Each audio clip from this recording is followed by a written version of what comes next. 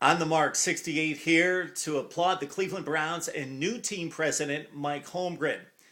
Now, the Browns, since coming back into the league in 1999, regardless of who's been running the franchise, have made the worst personnel moves around the NFL.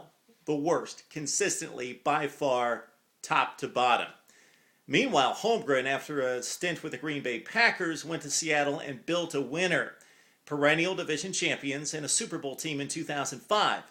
Now, Holmgren comes to the Browns. Of course, he's got a wealth of experience and respect around the league, and he made a right move this week in cutting Derek Anderson. Maybe 2 years too late, but cutting Derek Anderson a couple of years after the Browns signed him to a 3-year, $26 million contract.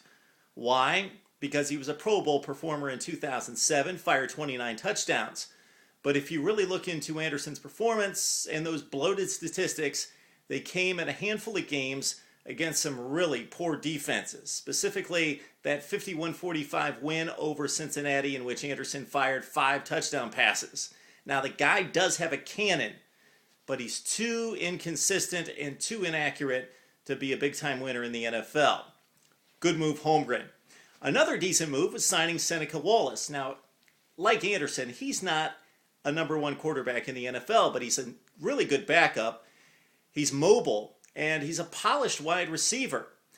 He's an interesting guy to team up with Joshua Cribbs. They have similar talents, although Cribbs much more explosive and in his prime, while Seneca Wallace more polished at wide receiver and a much better quarterback.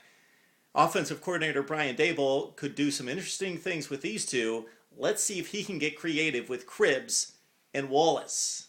Let's hear what you have to say. I'm on the mark, 68.